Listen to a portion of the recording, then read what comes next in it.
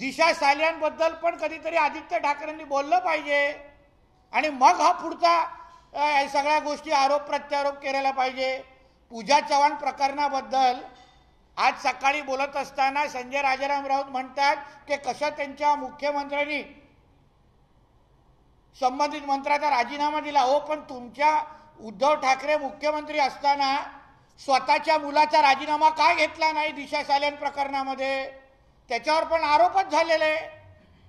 मग जो न्याय तुम्ही त्या मंत्र्याला लावला तोच न्याय आदित्य ठाकरेला तुझ्या मालकाने आणि तेव्हाच्या मुख्यमंत्री उद्धव ठाकरेंनी का लावला नाही?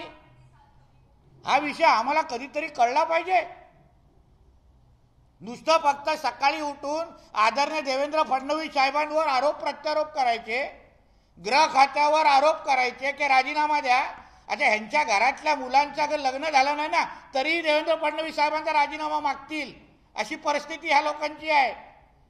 उद्या सकाळी घरात नळाला पाणी आलं नाही ना तेव्हाही बाहेर येऊन देवेंद्र फडणवीस साहेबांचा राजीनामा मागतील, असे हे नालायक लोक आहेत। अहो, फडणवीस साहेबांसारखा कर्तव्यदक्ष गृहमंत्री आपल्या राज्याला असल्यामुळे आज असंख्य कारवाया गृह मंत्रालयाच्या माध्यमातून योग्य पद्धतीने होत आहेत।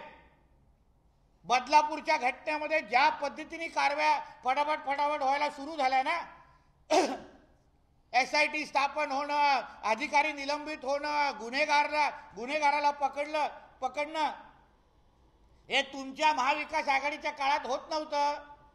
तुमच्या तेव्हाचा गृहमंत्री ह्याला जेलमध्ये जायला लागलं, तो ठपका तुमच्या डोक्यावर अजूनही आहे, तो पुसा पहिलं, तो काळा डब्बा पुसा पहिला आणि मग आमच्यावर आरोप करा। गृह मंत्रालय आमचं कसं काम करतं हे थोडा सामान्य लोकांना जाऊन विचारा। आज गुन्हेगारांमध्ये भीती आहे, कन्व्हिक्शन रेट बघा कुठल्या पद्धतीने वाढतोय। म्हणून या सगळ्या बाबतीमध्ये मी संजय राजाराम राऊतला सांगेन, तुझी सकाळची पत्रकार परिषद घेतोस किंवा तुझ्या मालकाचा मुलगा आदित्य ठाकरे हा जो काय महिला अत्याचाराबद्दल बोलतो ना, पहिला दिशा सालियान जिचं प्रकरण दाबण्यासाठी तिच्या त्या रोहन राय नावाचा जो मंगेतर आहे, माझ्याकडे माहिती आहे, त्याला किमान 15 करोड दिलेलं हे लोकांनी। तिच्या आई वडिलांना पण पैसे घेऊन बॅगा घेऊन कोण गेलेला तिच्या आई वडिलांकडे त्याचं पण नाव पुढे जाहीर करून टाकीन।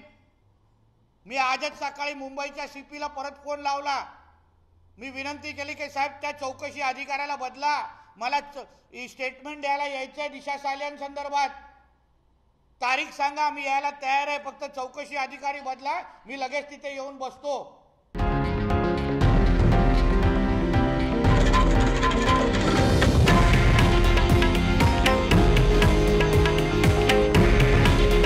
हे आहे देशातील नंबर 1 न्यूज नेटवर्क आणि आपण पाहत आहात TV9 मराठी।